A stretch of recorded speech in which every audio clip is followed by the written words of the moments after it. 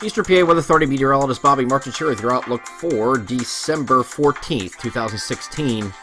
For your Wednesday, we're going to have mostly sunny skies, and we're going to have a very below normal day today, a cold day. It's going to be a little bit colder than it was yesterday, but mostly sunny skies for most of the day. Might have some clouds start to increase overnight as an Arctic frontal boundary is going to be moving through, and that's going to be in association with this area low pressure up here. It's kind of off the map here, but it has an Arctic front with it, and that's going to be moving through overnight, and the winds are going to shift to the northwest and pick up in intensity overnight as well. And especially here on Thursday, I mean, temperatures are really not going to rise from what they go in the overnight lows to the highs on Thursday. It's pretty much going to stay the same, maybe rise 2-3 degrees at most.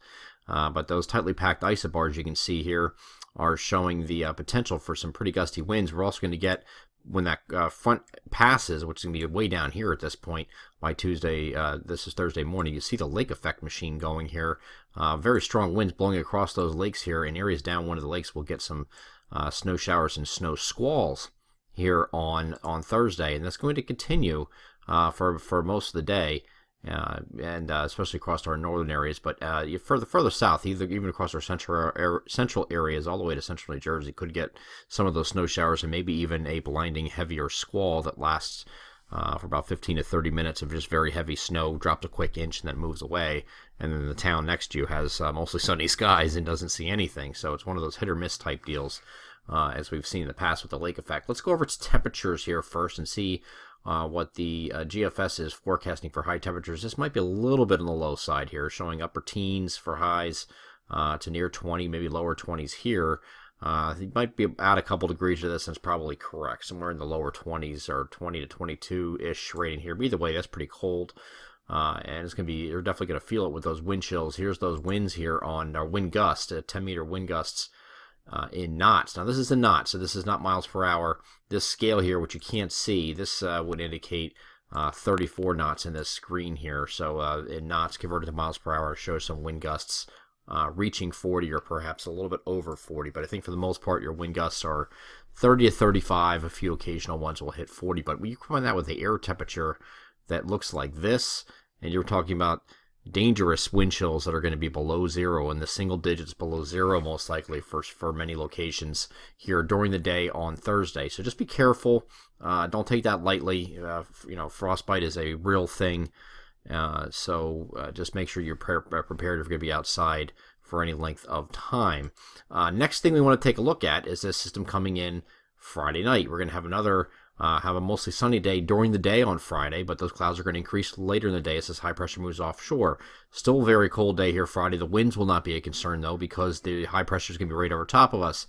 However, we have some snow that's going to be sneaking in here, and it's going to come in Friday overnight, maybe within a few hours of midnight, depending on where you're at. You get some light snow to start at first, but then you get some moderate to maybe even heavy snow going into early Saturday morning. You can see that here. This is at 7 a.m. on Saturday. You can see some pretty decent rates of snow falling across everywhere in our coverage area. Now, this is one of those situations where we're pretty confident that just about everywhere we start off as snow. It's just a matter of how quickly that warm air comes in, that it will come in eventually. And then we have some sleet and freezing rain that we'll go over to as the warm air in the mid-levels warm first. You can see that here, indicated by the pinks on here, and the snow moves up in here to New England. Might even have some rain here changing over to in southeastern Pennsylvania. But then we think we're going to get a break on Saturday afternoon. It will be it's still going to be chilly. So this is, we're not going to get a lot of rain out of this. I think it's mostly going to be a snow event.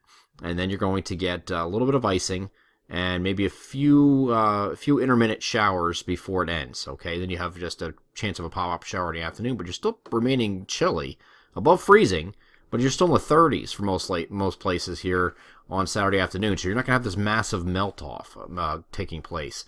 That break in the action looks like it's going to hold for most of the overnight hours, and then Sunday morning we have along the cold front that's trailing, the trailing cold front that comes through.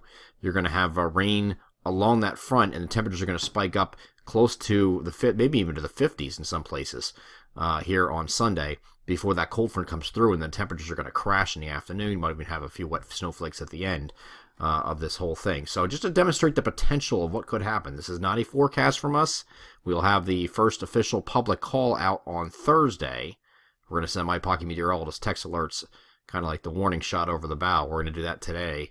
But this is the potential for something that could happen. Now, these numbers out here in Central PA are inflated because this includes what occurred yesterday. So with a little bit of snow, with that little weak disturbance. So some of these numbers are a little high here. But the whole idea here is there's potential for a widespread area of 3 to 6 inches.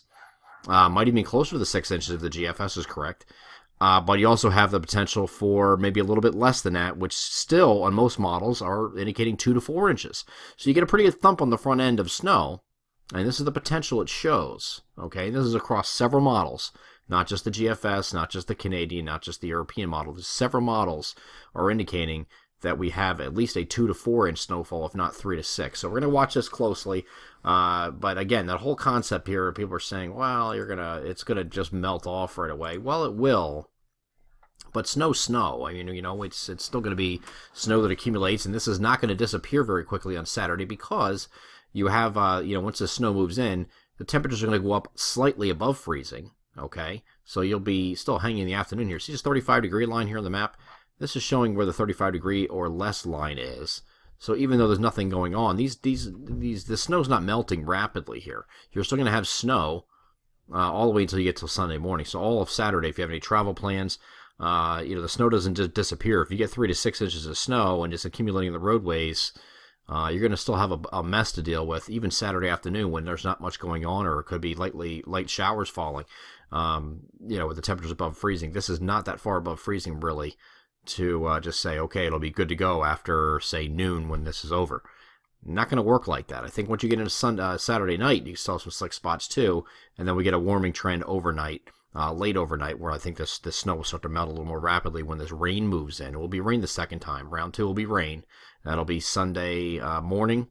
And again, it may end as a few wet snowflakes at the very end of no consequence. I don't think you're going to have anything to deal with after that. Once this front moves through, that's it. There were some models indicating a secondary low forming along the tail end of this boundary, but they're kind of trending away from that idea. But we'll monitor that chance for around the 19th or 20th of the month, which will be the middle of next week. It's a little bit past our normal 6-day window. So let's just deal with one thing at a time. Dealing with this system here. Bringing our snow that's going to come in the front end on Saturday. Again, lasting until about noon, not disappearing right away, because even though you're going above freezing, it's just barely above freezing on Saturday afternoon, so you'll still have some slick spots to deal with straight through Saturday night. I'm Eastern PA Weather Authority meteorologist Bobby Martich. That is your outlook for December 14th, 2016. Have a great Wednesday.